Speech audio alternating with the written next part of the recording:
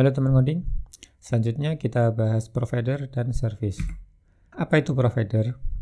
Seperti yang kita bahas sebelumnya ya, controller itu seharusnya tidak berisi logika bisnis yang kompleks, karena tugas controller itu seperti yang kita bahas sebelumnya, controller itu kan sebagai manajemen lalu lintas ya, dia tugasnya seharusnya hanya mengatur manajemen lalu lintas dari request yang masuk, diarahkan ke service tertentu, kemudian mengembalikan responsnya. Karena itu, seharusnya controller itu tidak berisi logika bisnis yang kompleks seperti kalkulasi, akses database, atau memanggil API lain. Karena ini bisa membuat controllernya menjadi gendut ya, atau menjadi super function yang sulit diuji. Solusinya, kita bisa memindahkan semua logika tersebut ke dalam sebuah provider. Provider itu sebuah kelas yang ditandai dengan dekorator injectable ya. Dengan menandai kelas dengan dekorator injectable, artinya kelas itu nanti bisa diinjekkan oleh dependency injection ke kelas-kelas lain yang membutuhkan. Salah satu jenis provider itu adalah service ya, dia provider yang paling umum digunakan. Misalnya di app service, kita bisa lihat di app service itu dia ditandai dengan dekorator injectable. Dengan menandai itu, kelas ini bisa diakses di kelas lain dalam modul yang sama. Nah, kenapa sih kita harus memisahkan logika? Prinsip utamanya itu kita menerapkan separation of concern ya, atau pemisahan tanggung jawab. Karena tidak dipisahkan, misal di controller itu akan menangani terlalu banyak tugas yang seharusnya tugas utamanya itu hanya manajemen lalu lintas, request yang masuk diarahkan ke service yang sesuai untuk kemudian mengembalikan respons.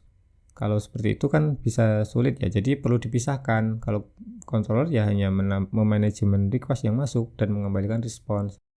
Selain itu juga menerapkan single responsibility. Setiap kelas itu hanya punya satu tugas utama. Seperti tadi, controller itu menerima request dan mengirim request, sedangkan service untuk menjalankan logika bisnis.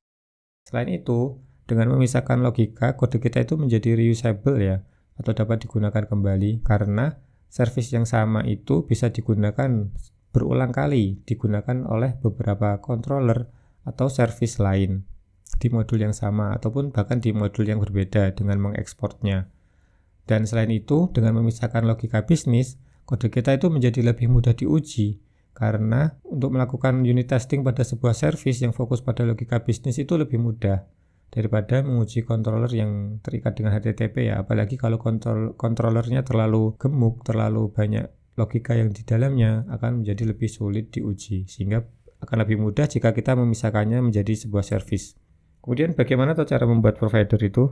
Untuk membuat provider caranya mudah ya, kita hanya perlu membuat kelas dan menandainya dengan dekorator injectable agar dapat diakses oleh kelas lain, seperti contoh sebelumnya. Seperti biasa, agar dapat digunakan oleh kelas lain, kita itu perlu meregistrasikannya di modul.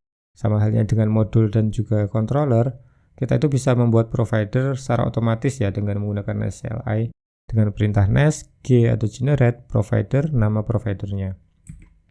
Bagaimana cara membuat service? Sebenarnya sama aja ya, service kan juga termasuk salah satu jenis provider, tapi CLI itu menyediakan cara khusus untuk membuat service dengan perintah nest g atau generate service nama service. Nah, nanti secara otomatis kita akan dibuatkan file service sekaligus file testingnya di dalam folder nama service, dan otomatis juga diregistrasikan ke dalam modul yang sesuai, sehingga lebih mudah ya. Karena kita akan praktik membuat service, kita akan membuat book service menggunakan nest CLI dengan perintah nest g service books. Oke, kita coba ya. Di sini saya matikan dulu, kita jalankan, kita enter, kita otomatis dibuatkan book service dan books modul ya. Kita lihat di source books, di sini kita lihat kita punya book service dan unit testing untuk book service, sekaligus diregistrasikan di books modul di sini ya, ditambahkan di providernya sini ya. Lalu kita akan buat metode untuk menghandle logic untuk mengambil data buku ya. Jadi di book service kita akan membuat metode get books yang mengembalikan string. This method return all book from service.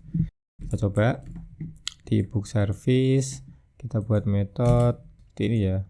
This method return all book from service.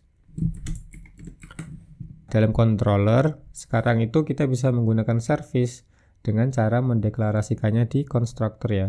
Jadi di konstruktornya, di books controller, kita tambahkan konstruktor yang menerima parameter books service ya. Kita coba di books controller, kita tambahkan konstruktor seperti ini. Sekarang kita bisa menggunakan book service ini untuk di books ini kita bisa ganti di get books. Di sini kita bisa gunakan book service untuk menghandlenya. Get books. Nah, seperti ini. Sekarang kita coba jalankan requestnya. Kita request. Jangan lupa menjalankan aplikasinya kembali ya. Nah, kita jalankan kembali aplikasinya. Kita coba request yang paling dasar tadi, request books, kita kirim. Sekarang dia mengembalikan this method return all books. Jadi dari books controller ini dia memanggil book service dengan method getBooks. Kita memanggil method getBooks sehingga mengembalikan this method return all book from service. Ya, seperti itu ya.